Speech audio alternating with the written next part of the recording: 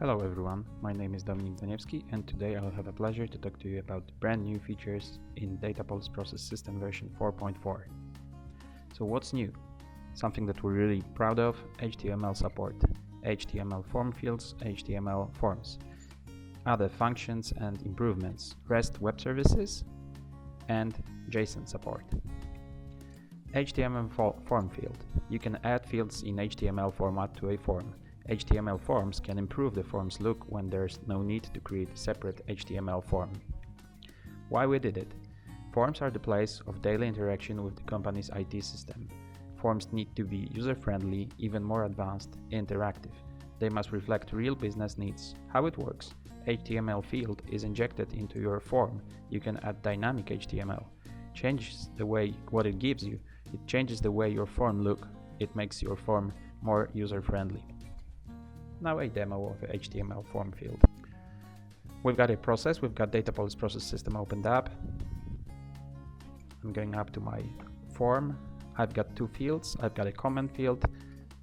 Basically it's a text field. I can change a text field into HTML and I can insert HTML information here. So inside my form I can have a HTML field. The HTML can be dynamic. It can contain lookups to some data from inside my workflow, so it doesn't have to be static. It can be dynamic.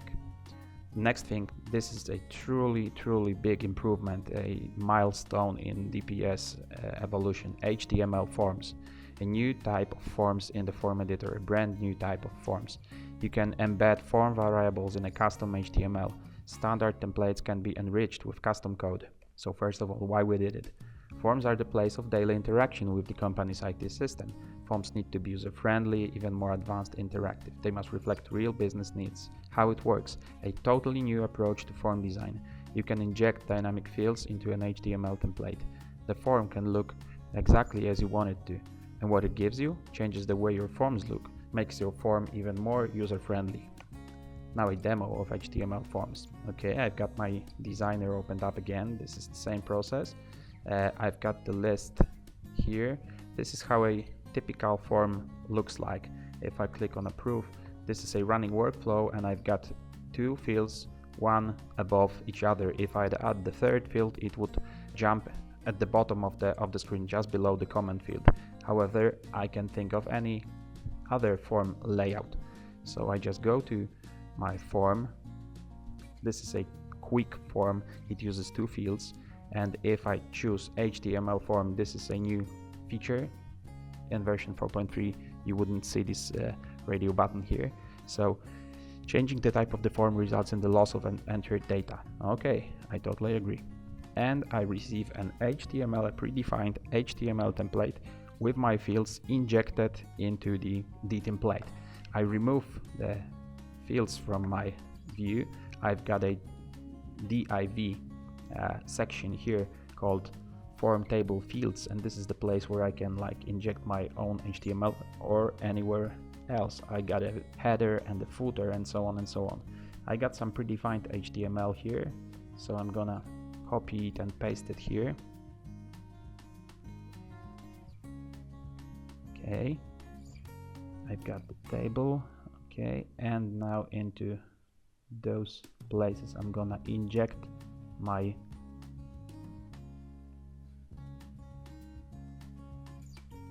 variables. So one of them is choice,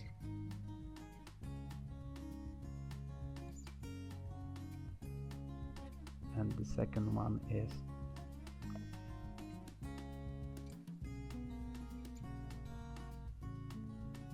comment. Okay. As you can see, there's a window opening up connected to JavaScript support. In version 4.3 we gave you JavaScript support. This is again something very important. You can combine HTML forms with JavaScript, so unlimited possibilities, and everything done so quickly. You can create your own HTML in any HTML tool you like. This can be Visual Studio, this can be some online tool for creating the HTML, and so on and so on. So lots and lots of features you can use. Okay, let me click OK.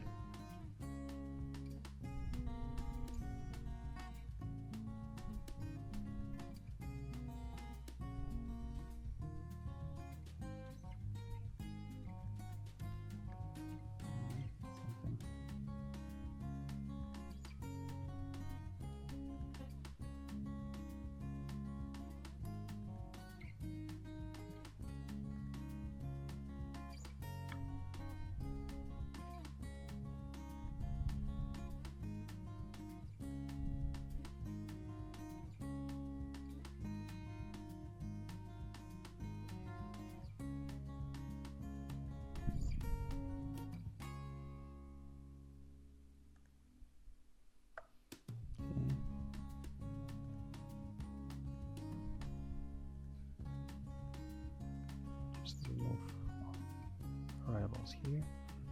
Okay, this is how I should do it. My mistake, I chose the wrong function. So I pick a place where I want to use my variable and I just drop it into the HTML form. So here's the place where I want to use the choice field, and here's the place where I want to use a comment field. Okay, just publish the form, publish the workflow,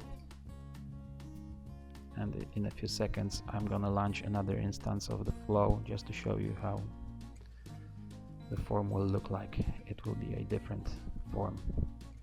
This is a virtual machine, so we have to wait a second. It's not that fast as a on-premise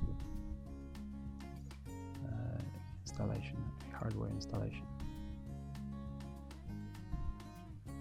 Okay, so once again I'm going to show you how the old form looks like. This is how the old form looks like. Okay, the workflow was deployed successfully, and now I'm gonna add new item. I'm gonna name it somehow. All the other fields aren't important here. Now we just have to wait a sec for the flow to start. Okay, the flow is starting. Yeah, we've got it running. And let me open up my approval. Okay, here's what you can see. I added a HTML table and I placed my fields into separate TD places. Yeah, so this is how it works. Truly amazing feature and a brand new era in using DPS forms. New functions and other improvements. We can call REST services, we've got JSON support, we've got some performance improvements, bug fixes, and more. So why we did it? To query even more data sources, to achieve better connectivity with external services, to improve workflow automation. How it works: new function to get response from REST services, new group of functions to parse JSON data. What it gives you: workflow automation, makes your workflows even more dynamic, lets you connect to a whole variety of data sources. And now a demo. I've got a very simple workflow. So if I set up a new variable and if I want to get some data from the REST services, the only thing you have to do is to jump to functions, data sources, call REST service, and you just type the URI of the service. If any additional parameters are needed, you can type them here. You get the REST response and you can do anything you want to with it. If it's JSON, we've got JSON support. I'm gonna show it in a second. If it's a XML, in the previous version of DPS we started to support XML parsing, so you can like give the XPath and pick the value you need. Again, in a second I'm gonna speak about JSON. So now it's very easy. You can get data from traditional web services and you can get data from REST services. So now the JSON support, this is what I'm gonna show you now. I got some information stored in a SharePoint field. I'm not gonna connect to a live data. However, this is a JSON response from the Europe's central bank or any other organization, giving me the exchange rates compared to US dollars from yesterday. Okay, so now I'm gonna get some information from it. I can show you where it's stored.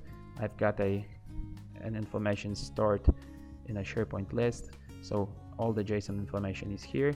And now I'm opening up my flow. I'm just editing some items. I'm gonna update a field called X with the value, which is get some information from my field which stores JSON data, and I'm just gonna input the JSON path and just the path to get the exchange rate between US dollars and euro. So a $sign dot rates and give me the value of the euro. Okay.